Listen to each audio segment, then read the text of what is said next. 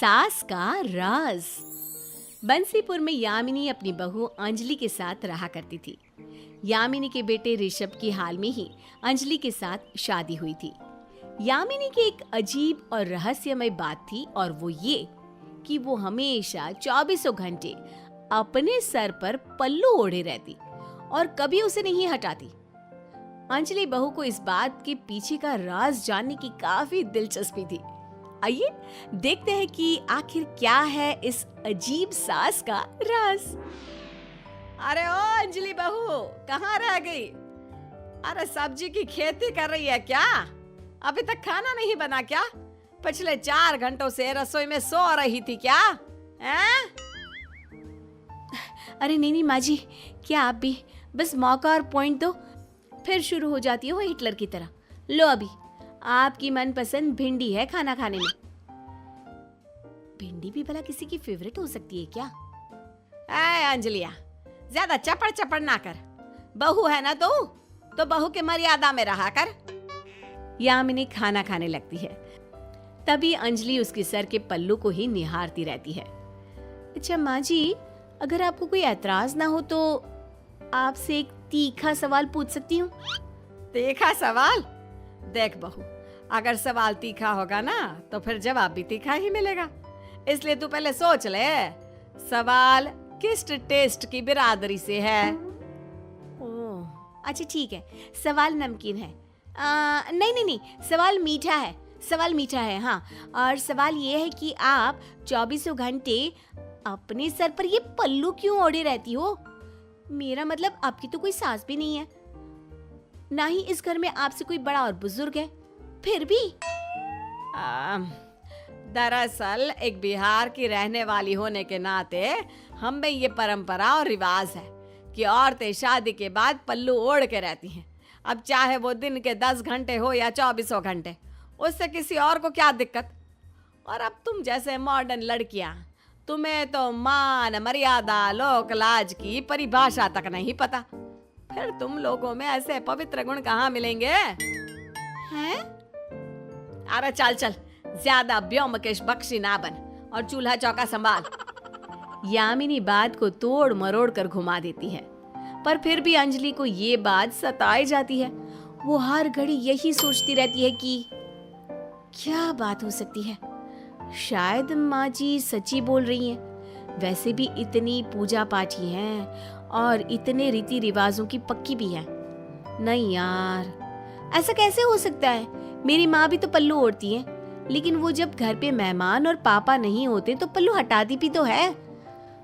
कोई तो और ही रीजन है। मुझे इस बात की तह तक जाना होगा। शक के मारे अंजलि अब अपने ससुर शिव शंकर के पास जाती है और उनसे पूछती है, पापा जी नमस्ते। नमस्ते बेटा। अच्छा हुआ जो तुम चाय ले आई। दिमाग की नसों में ना जंग छिड़ गई थी काम के बोझ के मारे। अच्छा ऐसी बात है, अब सर दर्द नहीं करेगा। अच्छे से अदरक कूट कर डालिए मैंने, काफी राहत मिलेगी आपको। अच्छा पापा जी, आपसे एक सवाल पूछूं क्या? अरे पूछो, एक क्या 10 सवाल पूछ लो, तुम तो मेरी बेटी समान हो। ये माँ जी सारा दिन पल्लू ओढ़कर क्यों रहती है? क्या कहूँ बेटा, इस पहेली की कड़ी आज तक मैं भी नहीं सुलझा पाया। क्या मतलब? मतलब ये कि आज तक मैंने भी यामिनी को बिना पल्लू के नहीं देखा। बस इतना पता है कि उसके लंबे काले घने बाल हैं, लेकिन उसने उन्हें कभी छूना नहीं दिया। अंजलि ये सुनकर अब और भी ज्यादा व्याकुल हो जाती है। वो अपने पति ऋषभ से यही सवाल पूछती है, जिसके बदले ऋषभ का जवाब भी कुछ इस तरह होता है, नहीं अंजलि, आज तक मैंने भी माँ को बगैर पल्लू के नहीं देखा। पर तुम क्यों इतना डेस्परेट हो रही हो ये जानने के लिए? अरे कुछ भी तो नहीं। मैं तो बस यही पूछ रही थी। इतना क्या जले हुए टोस्ट की तरह शक्ल बना रहे हो? अरे हरदम साधु बनकर क्यों रहते हो? कभी तो 90s के हीरो की तरह मुझे कहीं डेट पर ले जाओ ना। हाँ ले जाऊंगा, फिलहाल खाना लगाओ, बहुत तेज भूख लगी है। यामिनी हर वक्त हर काम को करते समय अपना पल्लू ओढ़े ही रहती, जिसे देख प्रतिदिन अंजलि की आशंका और भी बढ़ रही थी। अब चाहे जमीन आसमान एक क्यों ना हो जाए, मैं इस पल्लू का राज पता करके ही रहूंगी। कोई कम टैलेंटेड नहीं हूं मैं, पूरा 5G की स्पीड से चलता है मेरा दिमाग। अब देखना कैसे लगाती हूँ नैया पार। अपनी सास के राज को जानने के लिए अंजलि अब कई सारे अजीबोगरीब पैंतरे आजमाने शुरू कर देती है। पहले दिन वो फर्श पर तेल गिरा देती है। अब देखना कैसे सासू माँ इस पर फिसल कर गिरेंगी और साथ में गिरेगा उनका पल्लू। यामिनी सौंफ खाते खाते आराम से चलकर आ रही थी और अचानक से फर्श पर से उसका पैर फिसल जाता है और वो कमर के बल गिरती है, लेकिन उसका पल्लू तो ज्यों का त्यों ही रहता है। मेरी मैया, अरे कमबख्त कलमुही, अरे खड़े खड़े तमाशा ही देखती रहेगी क्या? मुझे उठाएगी भी? हाँ हाँ हाँ, अंजलि यामिनी को उठाती है। दूसरे दिन अंजलि जानबूझकर यामिनी के सामने बैठकर हेयर ड्रायर से अपने बाल सुखा रही थी। अब देखना कैसे हेयर ड्रायर को मम्मी जी की तरफ घुमाऊंगी और हवा से उनके पल्लू के पीछे का राज पता चल जाएगा। और इस पर जैसे ही अंजलि हेयर ड्रायर यामिनी की तरफ घुमाती है, तभी सास गुस्से में बोल पड़ती है, लेकिन उनका पल्लू वो तो अभी भी टच से मस्त नहीं होता। अरे ओ नास पीटी, इसे मेरी तरफ काहे घुमा रही है? खुद ही अपने बालों की साफ सफाई करना इससे। मेरे बाल अब भी जवान हैं, तेरे ही पक चुके हैं। हाँ हाँ, ज्यादा मत बनो, अभी गलती से घूम गया था।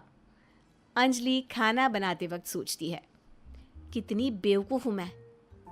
कल इतना बड़ा तेल कांड कर दिया, तब भी पल्लू नहीं हटा, तो आज इस फुद्दू से हेयर ड्रायर से क्या जादू का करिश्मा हो जाता। ऐसे पल्लू ओढ़े रहती हैं जैसे कि फेविस्टिक से चिपकाया हो। लेकिन मैं भी हार नहीं मानने वाली। अब ये मेरे लिए चैलेंज बन गया है। जिन्होंने आज तक ना अपने पति ना अपने बेटे के सामने पल्लू हटाया, अब मैं उनके पल्लू के पीछे का राज जान कर ही रहूंगी। अंजलि अब कुछ देर तक अलग अलग तरकीबें सोचती रहती है, इधर से उधर घूमती रहती है। तभी अचानक आइडिया, मैं आज रात को मम्मी जी के कमरे में छुप कर बैठ जाती हूँ। वैसे भी पापा जी तो अपने दोस्तों के साथ तीर्थ यात्रा पर गए हैं। किसी के सामने ना सही, लेकिन अकेले में तो ये अपना पल्लू हटाती ही होंगी। यस, यही सही मौका है। तभी वहां पर यामिनी आकर अंजलि के सर पर हल्के से मारते हुए डांटती है, अरे तेरे नाक में हड़ताल हो गई है क्या? जलने की बू नहीं आ रही तुझे? अरे जा देख, सारा खाना जला दिया तूने। ऐसा कौन सा ख्याली पुलाव पका रही थी जो गैस पर रखा हुआ पुलाव भी नहीं दिखा तुझे? हाँ, अब अरे सॉरी मम्मी जी, मुझे पता ही नहीं चला। कमाल है, पूरे घर में जलने की बू आई, लेकिन मैडम को तनिक भर भी बू नहीं आई, वो भी इतने पास बैठकर। वो एक्चुअली पापा जी यात्रा पर गए ना अपने दोस्तों के साथ, तो उसी बात को लेकर उनके लिए चिंतित थी कि सही समय पर गोलियां तो ले लेंगे ना, और खाना पीना सोना सब कैसे करेंगे। आय मेरी बुढ़ाओ बहू, इतनी अच्छी की मूरत ना बन। मैं अच्छी तरह जानती हूँ कौन कितना पानी में है? चल अभी कोई और सब्जी ला। सब्जी का तो सत्यानाश कर दिया। जानती है कितनी महंगी हो गई हैं आजकल सब्जियां। गधेड़ी कही की।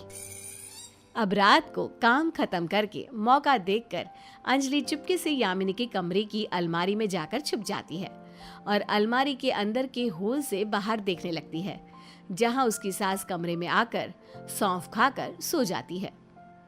अरे यार, ये तो पल्लू उड़ के ही सो गई। मुझे लगा अकेली है तो पल्लू हटाएगी। कोई बात नहीं, रात भर यहीं रहती हूँ। सुबह सवेरे जब ये नहाकर बाहर आएगी तब देखूंगी। अच्छा खासा आइडिया लगाकर अंजलि पूरी रात अलमारी में ही बिता देती है। लेकिन उसकी किस्मत खराब कि पल भर के लिए उसकी आंख लग जाती है और जब उसकी नींद खुलती है तब तक सास नहाकर तैयार होकर कमरे से बाहर जा चुकी थी। अरे नहीं, ऐसा क्यों हुआ? मेरी नींद भी ना मेरी सबसे बड़ी दुश्मन है, कहीं पर भी आ जाती है। अब आज पापा जी आ जाएंगे, ये सुनहरा मौका भी मेरे हाथ से चला गया। फिर नहा धोकर अंजलि भी हॉल में आ जाती है। अरे बहू, मैं जरा मंदिर हो आती हूँ, आज वहाँ दूसरे गांव के साधु संत आने वाले हैं ना, जरा उनके बोल सुनाओ। तू भी चलेगी क्या? हाँ नहीं, मुझे दुनिया भर का काम पड़ा है, आप ही जाइए। हाँ, जानती हूँ कितना दुनिया भर का काम पड़ा है तेरे लिए। जा रही हूँ मैं, आने के बाद सीधा सो जाऊंगी, आज सुबह जल्दी उठी थी ना। हाँ जाइए और आराम से आइए। यामिनी चली जाती है। अंजलि घर पर बैठकर खूब मेहनत से सास का राज जानने की तरकीब सोच रही थी। तभी उसे एक नई तरकीब सूझती है। आइडिया! सासू माँ अभी आकर सीधा सोफे पे सो जाएंगी। जहाँ तक कि मेरा एक्सपीरियंस रहा है, किसी और चीज से इनका पल्लू नहीं हटता, पर अगर ये खुद हटाए तो। अंजलि सोफे के तकिए पर खुजली का पाउडर छिड़क देती है और कुछ देर बाद जब यामिनी मंदिर से लौटती है और सोफे पर सोने जाती है, तो जैसे ही अपना सर तकिए पर रखती है, उसे खुजली आना शुरू हो जाती है और वो चिल्लाते हुए पागलों की तरह अपना सर खुजलाने लगती है। अरे आग लगे इस तकिए को! और तभी यामिनी का पल्लू उसकी सर से हट जाता है और उसी के साथ निकल जाता है नकली बालों का विग भी, जिसे देख पर्दे के पीछे छुपी अंजलि हैरान रह जाती है और सास के सामने आ जाती है। माँ जी, आप गंजी हो? हाँ गंजी हूँ मैं, देख ले बहुरिया। तभी वहां पर शिव शंकर और ऋषभ भी आ जाते हैं और वो भी गंजी यामिनी को देखकर हैरान और दंग रह जाते हैं। यामिनी, माँ आपके बाल कहाँ गए? इसीलिए आप अपने सर पर पल्लू ओढ़े रहती थी ना, ताकि आपका नकली बालों का विग गिर ना जाए। अब यामिनी की आंखों में आंसू आ जाते हैं। हाँ, आप तीनों मुझे माफ कर दो, मैंने अपने जीवन का इतना बड़ा सच आप सबसे छुपाया। दरअसल जब मैं 19 साल की थी, तभी से मुझे परमानेंट एलोपेशिया हो गया था, एक ऐसी बीमारी जिसमें बाल झड़ जाते हैं और फिर कभी वापस नहीं आते। मुझे समाज में, आस पड़ोस वालों ने, कॉलेज में दोस्तों ने कई ताने मारे, खूब चिढ़ाया, जिसके कारण मेरा जीना काफी मुश्किल हो गया। जहां भी जाती लोग मेरा मजाक उड़ाते, मुझ पर हंसते। इसलिए मैंने ये विग लगाने का फैसला किया, जिससे इस समाज में चैन से जी पाऊं, वरना लोगों के ताने और हंसी से तो मैं मर ही जाती, कोई मुझसे शादी भी नहीं करता। यही है मेरे पल्लू ओढ़ने का राज। यामिनी की कहानी सुनकर अंजलि, शिव शंकर और ऋषभ की आंखें भी भर आती है। यामिनी, तुम ना एकदम पगली हो। किसने कहा कि तुम बदसूरत हो? अरे पूरी कायनात में तुम जैसा कोई नहीं।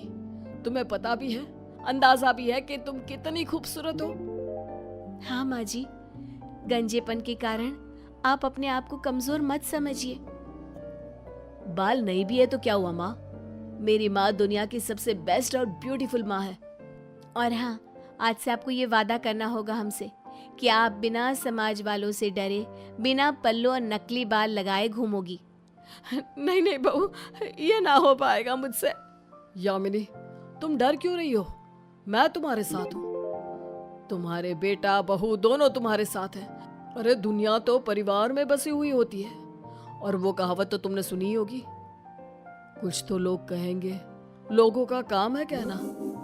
इस तरह परिवार वाले यामिनी को समाज में बेझिझक होकर गर्व से चलना सिखाते हैं और कदम कदम पर उसके संघर्ष के साथी बनते हैं, जिसके चलते धीरे धीरे यामिनी भी अपने आप से प्यार करने लगती है और अपने आप को कमजोर नहीं